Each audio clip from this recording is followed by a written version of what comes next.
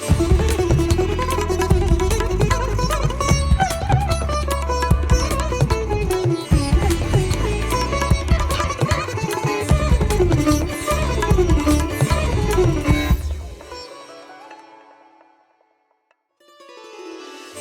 श्री साई राम।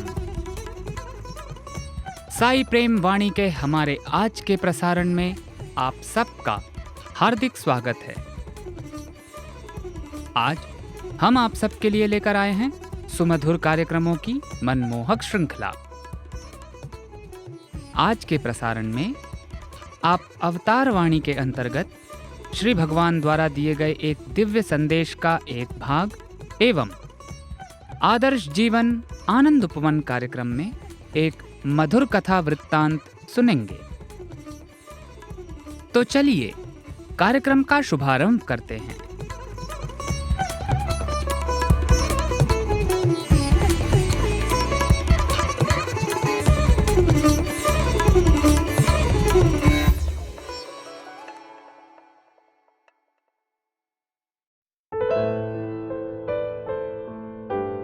अब प्रस्तुत है हमारा कार्यक्रम अवतार वाणी। भगवान बाबा द्वारा 8 सितंबर सन 1984 को श्रीमद् भगवद गीता पर दिए गए दिव्य संभाषण का एक भाग आज हम प्रस्तुत करने जा रहे हैं।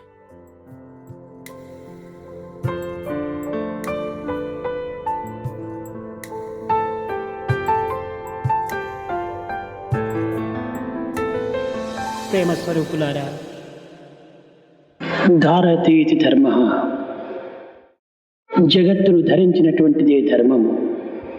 యథో ధర్మస్తతో జయ, ఎక్కడ ధర్మము అక్కడే విజయము. ధర్మో రక్షతి రక్షిత,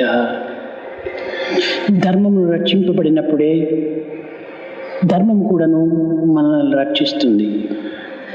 ధర్మం చర, धर्ममुनि आचरिंचाली. धारतीति धर्म, जगत का धारण करने वाला ही धर्म है. यतो धर्मस्ततो जयः, जहाँ धर्म है वहीं विजय है. धर्मो रक्षति रक्षितः, धर्म की रक्षा होने पर ही धर्म भी हमारी रक्षा करता है. धर्मम चर, धर्म का ही आचरण करना चाहिए. సత్య నాస్తి పరో ధర్మ, ఇట్టి ధర్మమునకు సత్యమే ఆధారమైనటువంటిది.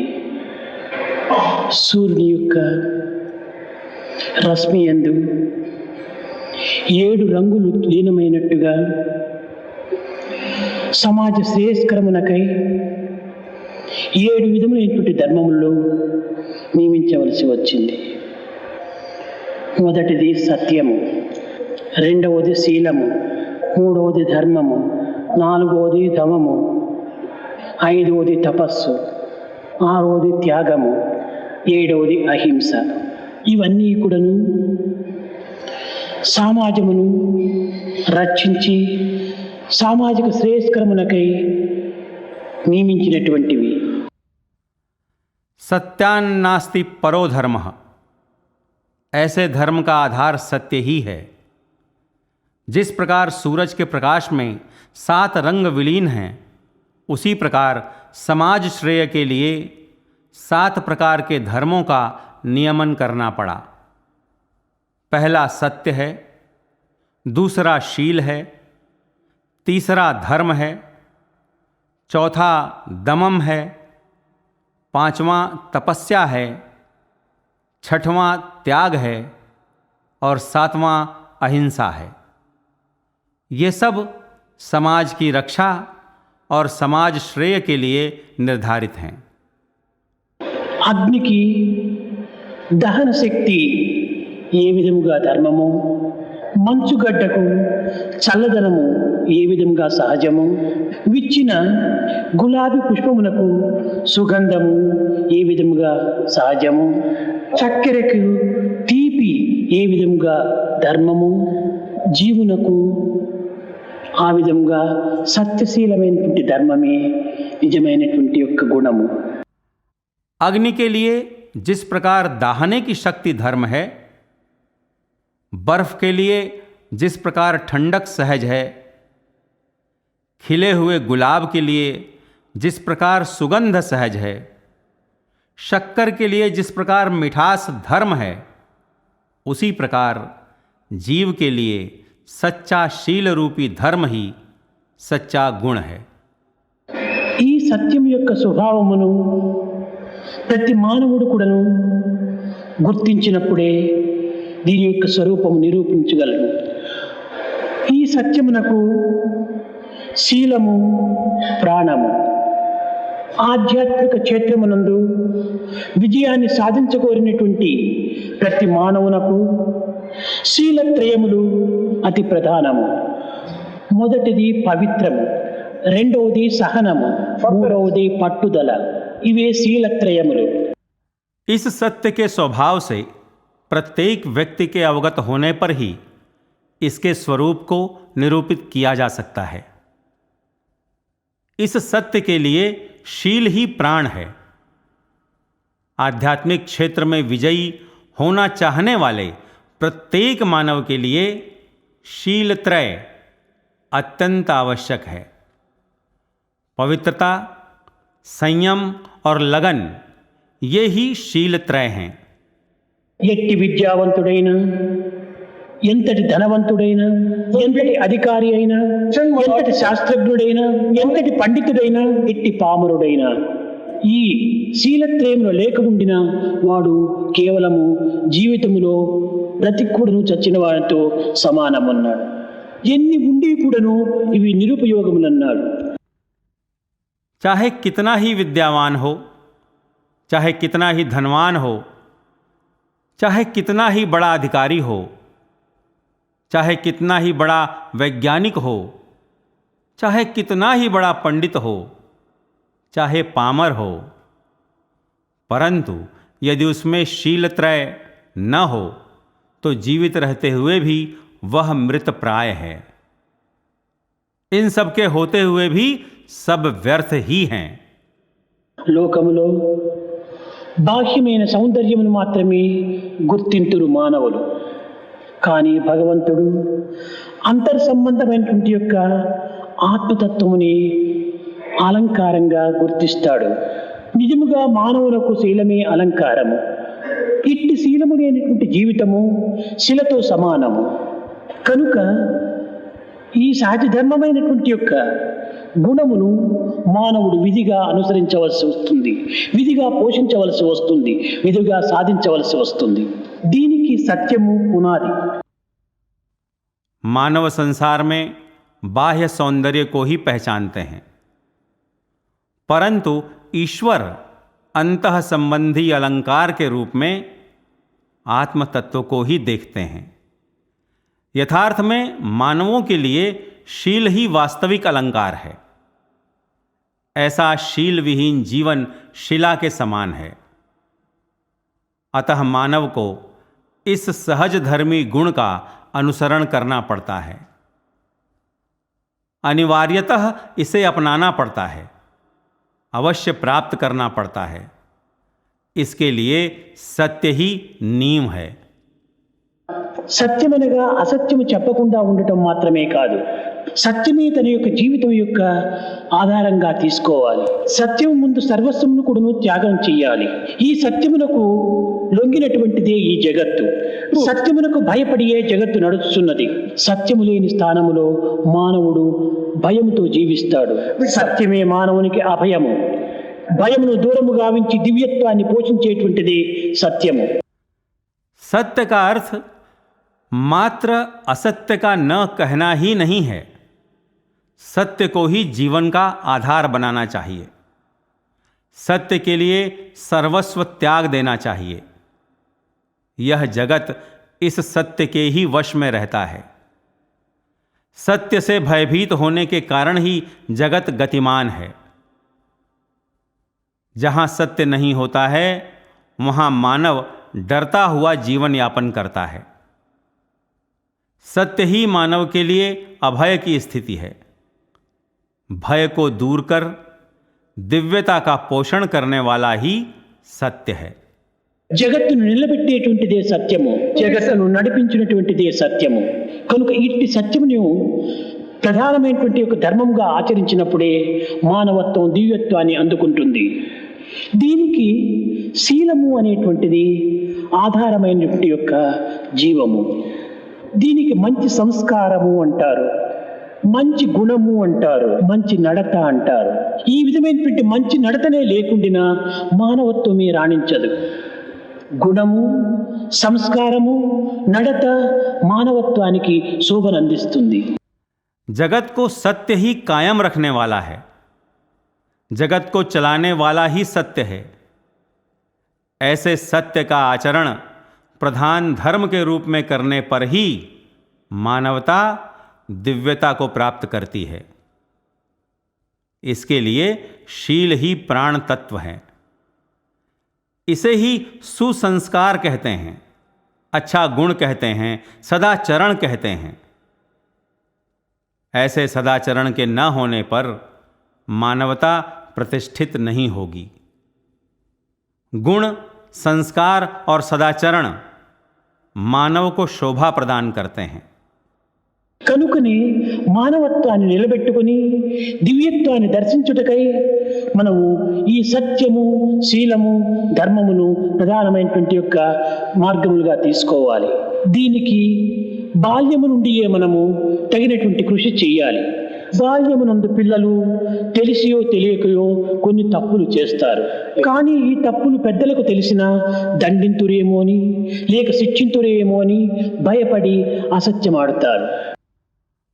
अतः मानवता को प्रतिष्ठित कर दिव्यता का दर्शन करने के लिए इन सत्य, शील और धर्म को प्रधान मार्गों के रूप में स्वीकार करना चाहिए।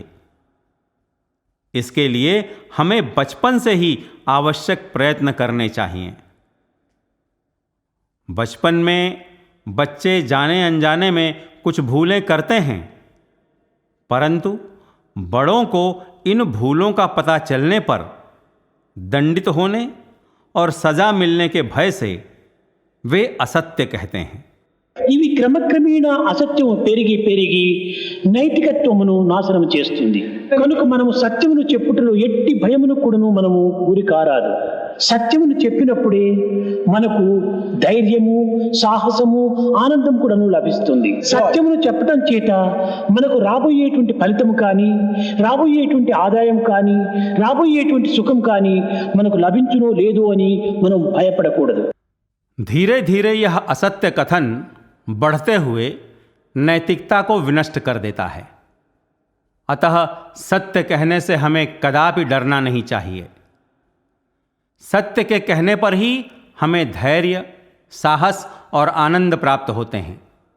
सत्य के कहने पर जो फल मिलना है, जो आमदनी मिलने वाली है, जो सुख मिलने वाला है, वे प्राप्त होंगे या नहीं के विचार से हमें भयभीत नहीं होना चाहिए। సుఖ సంతోష సదుపాయములు లభించకపోయినప్పటికీ మనం ఏమాత్రము వెరచరాదు, భయపడరాదు. సత్యమును మాత్రమే మనము ఆధారంగా తీసుకోవాలి. భవనమునకు పునాది ఎట్టి ఆధారము, వృక్షమునకు వేరు ఎట్టి ఆధారము, జీవితానికి సత్యం అట్టి ఆధారము. సత్యమును మనము కొంతవరకు కదిలింపచేసినప్పుడు మన జీవితం కూడాను కొంతవరకు భద్రత లేకుండా పోతుంది. सुख, संतोष और सुविधाओं के न प्राप्त होने पर भी हमें जरा भी भयभीत नहीं होना चाहिए, डरना नहीं चाहिए। सत्य को ही आधार बनाना चाहिए। भवन के लिए जिस प्रकार नींव और वृक्ष के लिए जड़ आधार हैं, उसी प्रकार जीवन के लिए सत्य आधार है। यदि सत्य को विचलित किया जाता है तो हमारे जीवन की सुरक्षा भी समाप्त सी हो जाती है। దీనికి ప్రత్యక్ష ప్రమాణము హరిశ్చంద్రుడే. ఆడిన మాట తప్పరాదని తన యొక్క జీవితంలో కట్టుకున్న భార్యనైనా, కన్న కుమారునైనా కూడా త్యజించి రాజ్యభ్రష్టుడై అడవి పాలైపోయి సత్యం నిమిత్తమై తపస్సులు ఆచరించాడు. కట్టకడపటికి ఆలుబిడ్డలను కూడాను అమ్ముకున్నాడు. కానీ కట్టవలసినటువంటి వడ్డీకి తక్కువ కావటం చేత తాను కూడాను అమ్మడపోయి తాను కాటి కాపరిగా నిలిచాడు. ఈ దురవస్థల సమయం కూడాను తాను ఏమాత్రం కూడాను అసత్యమునకు గురి కాలేదు. इसके लिए प्रत्यक्ष प्रमाण हरिश्चंद्र ही हैं। अपने जीवन में कहे गए वचन से टलना नहीं चाहिए को ठानने के कारण अपनी पत्नी और पुत्र का परित्याग कर, राज्य से भ्रष्ट होकर जंगलों में भटकते हुए उन्होंने सत्य के लिए तप किया। अंततः पत्नी और पुत्र को बेच दिया। फिर भी चुकाए जाने वाले सूद के कम पड़ जाने के कारण स्वयं को बेचकर श्मशान के पहरेदार बने। ऐसी बुरी स्थिति में भी उन्होंने असत्य को नहीं अपनाया। కుమారుడైనటువంటి లోహితాసుడు మరణించినప్పుడు భార్య అయినటువంటి చంద్రమతి శ్మశానమునకు తీసుకుని వచ్చింది కుమారుణ్ణి. చంద్రమతి తన భార్యను, లోహితాసుడు తన కుమారుడని తెలిసి కూడాను తన కర్తవ్యము, ఇక్కడే ధర్మము, తన కర్తవ్యము సుంకము చెల్లించక దహన క్రియలు చేయడానికి అంగీకరించలేదు. నేను కాటికాపరి యొక్క కర్తవ్యాన్ని నేను నిర్వర్తించాలి అనేటువంటి యొక్క ధర్మమును మాత్రమే తను ఆధారం చేసుకున్నాడు. पुत्र रोहिताश्व के मर जाने पर पत्नी चंद्रमती उसे श्मशान में ले आई। रोहिताश्व को अपना पुत्र और चंद्रमती को अपनी पत्नी जानते हुए भी अपने धर्म का पालन करते हुए उन्होंने कर चुकाए बिना दाह संस्कार करने के लिए अनुमति नहीं दी। श्मशान के पहरेदार के रूप में अपने कर्तव्य के पालन को ही उन्होंने अपना धर्म मानकर उसे ही आधार बनाया। अभी आप सुन रहे थे अवतार वाणी। आज आपने भगवान बाबा द्वारा सन 1984 में श्रीमद् भगवत गीता पर दिए गए दिव्य संभाषण का एक भाग सुना।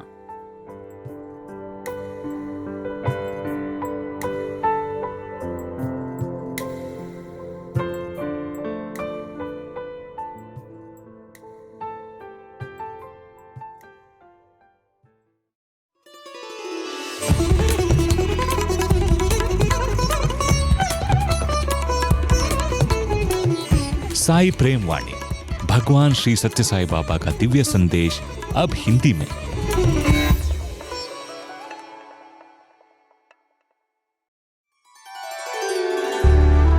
आइए अब सुनते हैं आदर्श जीवन आनंद उपवन प्रोग्राम।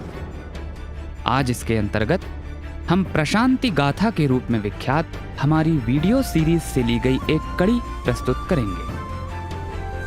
इसके अंतर्गत हम प्रशांति निलयम एवं इसी की तरह महत्व वाले भगवान बाबा से संबंधित विशिष्ट स्थानों से जुड़ी कथाओं का वर्णन करते हैं।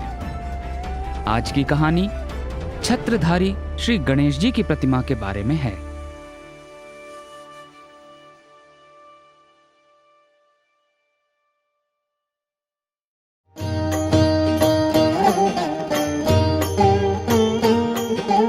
साईं राम, प्रशांति गाथा की इस धारावाहिक श्रृंखला में आपका हृदय की गहराइयों से स्वागत है।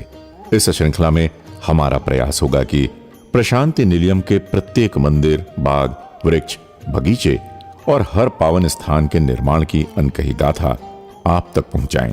आइए इस श्रृंखला को आरंभ करते हैं छतरी यानी कि छाता लिए हुए श्री गणेश भगवान की अति सुंदर और मनोहर मूर्ति और उनके निकट के उद्यान की कहानी से।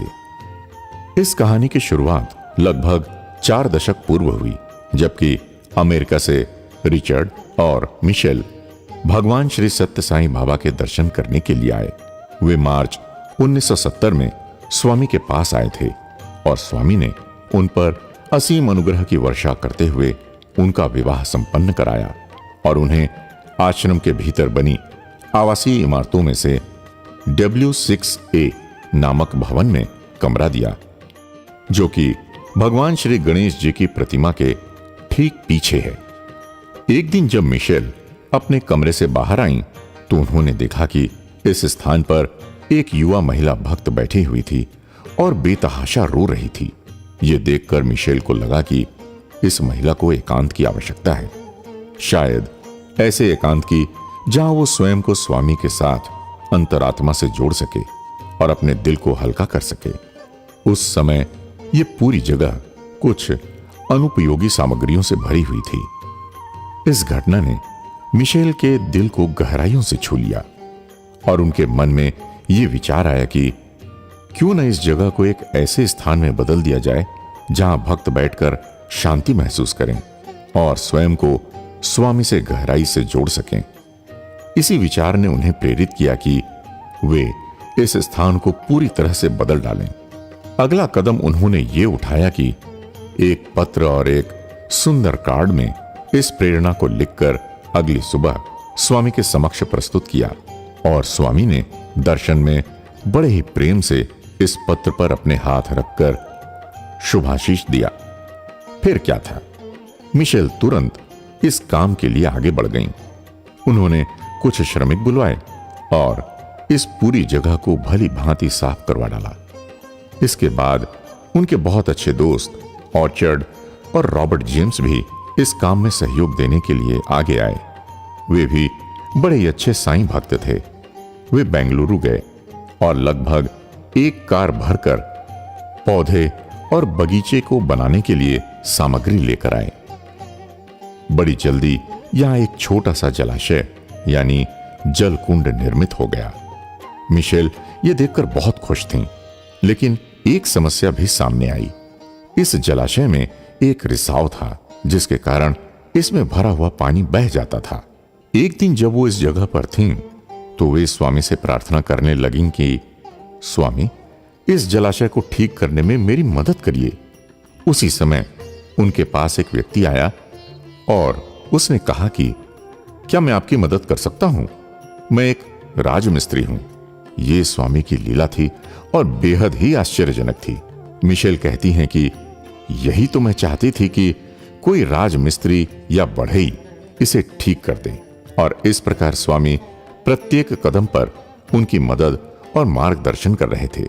जलाशय बनने के बाद वे वहां पत्थरों की थोड़ी थोड़ी ऊंची छतें बनाना चाहती थीं। इसी समय पता नहीं कहां से एक फ्रांसीसी भक्त आ पहुंचे जो इस प्रकार के काम में माहिर थे। आप देखेंगे तो पाएंगे कि यहाँ पत्थर की बड़ी सुंदर सुंदर छत बनी हुई हैं। इन छतों को बनाने वाले वे फ्रेंच व्यक्ति इतने समर्पित साईं भक्त थे कि एक एक पत्थर को लगाते हुए वे सोच रहे थे कि वे स्वामी को अपना हृदय अर्पित कर रहे थे। वे ये सोच रहे थे कि वे भगवान श्री रामचंद्र जी की वानर सेना के एक सिपाही हैं, और जैसे समुद्र पर एक सेतु बनाया गया था, वैसे ही वे ये उद्यान बना रहे हैं जहां स्वामी के चरण पड़ेंगे। जब जलकुंड और पत्थर की छत का निर्माण पूरा हो गया, तो मिशेल ने सोचा कि यहां कोई एक ऐसी प्रतिमा या ऐसा स्वरूप होना ही चाहिए जिस पर भक्त अपना ध्यान लगा सकें, और इस विचार से यहां सुंदर व सौम्य जीसस क्राइस्ट की मूर्ति स्थापित हुई। अब यहां ईसा मसीह थे, जलकुंड था और पत्थर की बनी सुंदर छतें थीं। यह बगीचा बहुत ही सुंदर स्वरूप में उभर कर आ गया था। उन्हें अब इसका एक फोटोग्राफ लेकर स्वामी को दिखाना था, और निश्चित रूप से भगवान ने उन्हें प्रोत्साहित करना था। लेकिन यहां कुछ और भी हुआ। आप यहां जो स्थान देख रहे हैं, वहां काफी सारा मलबा था जो पत्थर, ईंट और धातु के टुकड़ों से भरा पड़ा था। अगली सुबह मिशेल ये सोच रही थीं कि अब वे इस स्थान को कैसे साफ करेंगी, क्योंकि ये और भी बड़ी चुनौती थी। उन्होंने जैसे ही ये सोचा कि एकाएक न जाने कहां से एक व्यापारी आ पहुंचा। वो पुरानी धातु का व्यापारी था जो कि पूरी सामग्री ले गया। मिशेल ने इस काम के लिए ना तो किसी से संपर्क किया था और ना ही किसी से कहा था। है ना आश्चर्यजनक?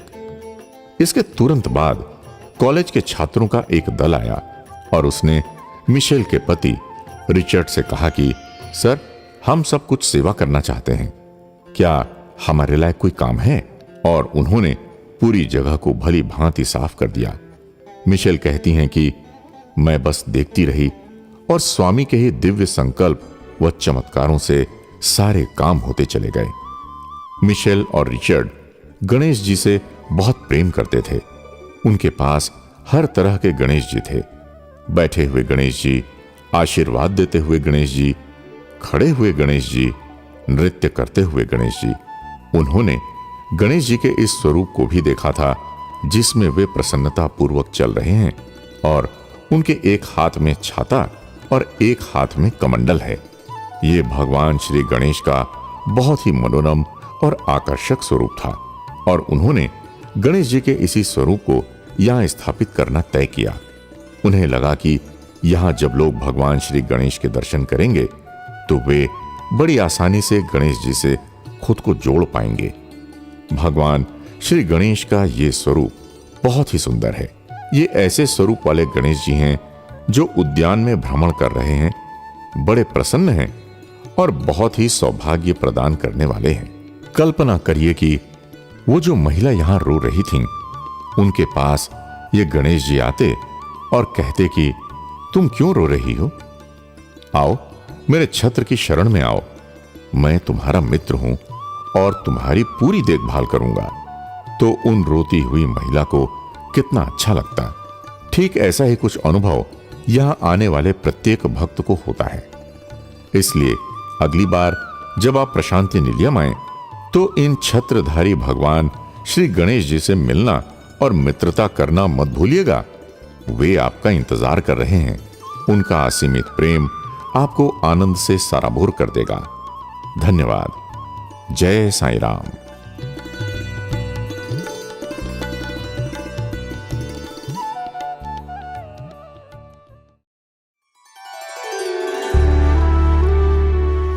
आदर्श जीवन आनंद उपवन प्रोग्राम के तहत अभी आप सुन रहे थे प्रशांति गाथा के रूप में विख्यात हमारी वीडियो सीरीज से ली गई एक कड़ी।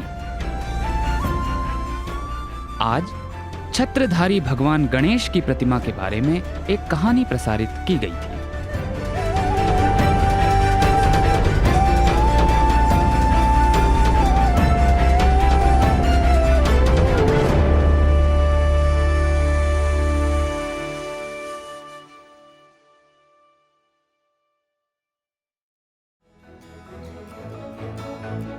इसी के साथ हमारे साईं प्रेम वाणी कार्यक्रम का समापन होता है। उम्मीद है हमारा आज का कार्यक्रम आपको पसंद आया होगा। आपके सुझावों को हम तक व्हाट्सएप द्वारा जरूर भेजें। हमारा व्हाट्सएप नंबर है 9393258258 93 93 258 258। हिंदी भाषा में हमारी ये सभी प्रस्तुतियां YouTube पर भी उपलब्ध हैं। इन्हें वहां देखने सुनने के लिए हमारे YouTube चैनल को सब्सक्राइब करें और कमेंट बॉक्स में अपने सुझाव देना ना भूलें। हे साईं, तुमसे नजदीकियां तो कठिनाइयों में ही दिखती हैं, बाकी वक्त तो हम खुद को शहंशाह समझते हैं। स्वामी, हमारे दिलों को विनम्रता से भरकर हमारे शीश आपके चरणों में सदैव झुके रहें। इसी प्रार्थना के साथ हम आप सबसे विदा लेते हैं। धन्यवाद। जय साईं राम।